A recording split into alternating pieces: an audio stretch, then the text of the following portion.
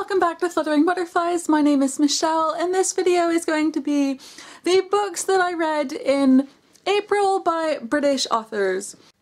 I read 17 books in total during the month of April, and of those 17 books, 10 of them were written by British authors, and those are the books that I'll be talking about today. Of those 10 books, 9 of them were physical books and 1 was an ebook. Now, the first book that I read in April by a British author is True Face by Siobhan Curham. This is a non-fiction guide to help women, girls, teenagers, young people, to help them show off their true face in terms of within themselves, boosting confidence, social media, friendships, all sorts of things. It was quite a quick read and it's filled with lots of case studies and activities to do to help do this. It was a really interesting book to read. I thought it had some great advice, and I'm 32 years old and I still found some of the tips in here well worthwhile. The second book that I read in April was Othergirl by Nicole Burstein. I was really excited to read this book, and unfortunately it didn't quite live up to my expectations. It didn't feel right to me, and as that felt like the cornerstone of the entire story, because that didn't work for me. Everything else didn't quite work for me, but what a shame.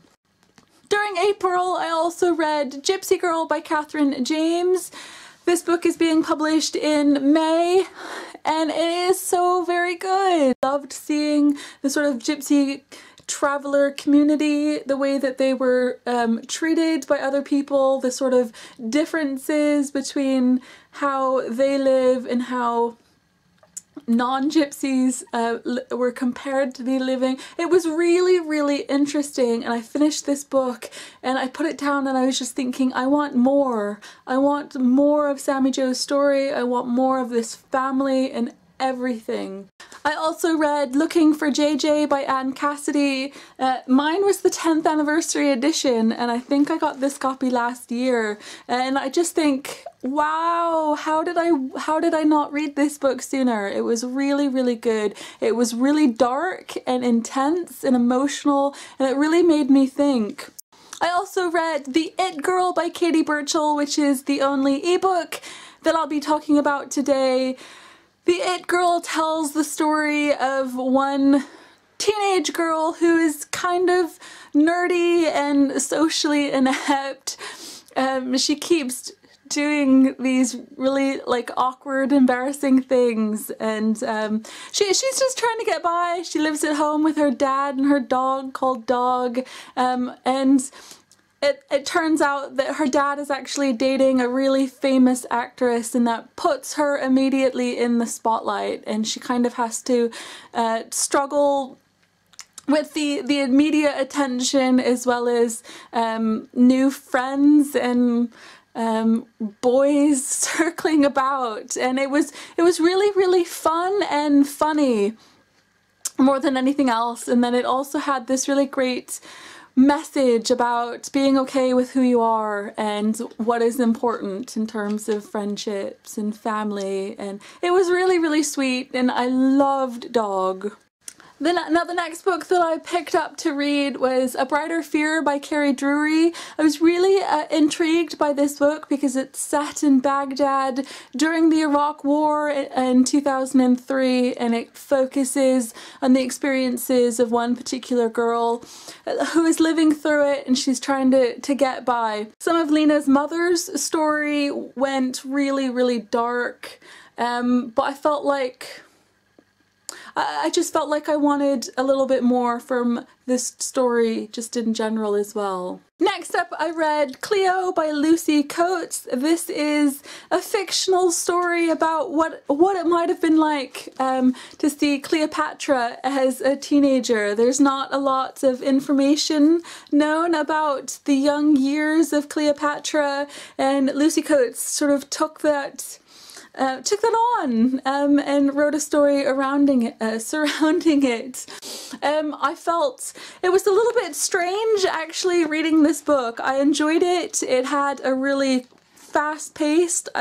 It had a lot of information that I didn't actually know about Cleopatra's family, and that sort of thing, and it really did make me want, and it did make me research a little bit more into Cleopatra and this time period. The things that I did find strange is the very modern tone and voice to the story. After that, I picked up another historical read. This time it's Poppy in the Field by Mary Hooper. This is a sequel to Poppy, which I read and loved last year, and this duology focuses on a teenage girl who becomes a voluntary nurse during World War I. I loved seeing her experiences as well as some of the other women's experiences during World War I. It was fascinating and emotional, and I absolutely love this pair of books.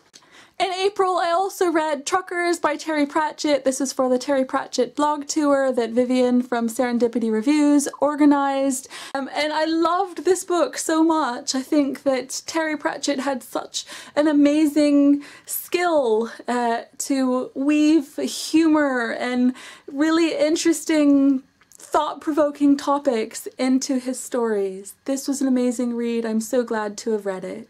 And the 10th and final book that I wanted to talk to you about today is Panther by David Owen. All I knew about it before I started reading was that it was a book about a family and how this family has been affected by one of the members having depression. And it tells the story from the perspective of this teenage boy, and he gets it into his head that if he catches this panther, which has been rumoured to have been seen in his area, if he catches the panther and, you know, proves its existence, then maybe his sister will be okay. It's not a very long read, but I felt like I could only read it in short bursts at a time because it felt really heavy, and that sort of heaviness came from me being able to relate to this story incredibly well. It was definitely a hard read, but a worthwhile read in the end. It's a very emotional story, very hard-hitting in some of the topics that it discusses, and I really do recommend it. So that's it today. These are the 10 books that I have read in April for the British Books Challenge. Let me know what books by British authors you've been reading lately. Is there anything that you can recommend? Are you putting any of these books on your wish list? Do let me know. Thank you so much for watching, and I will see you again next time.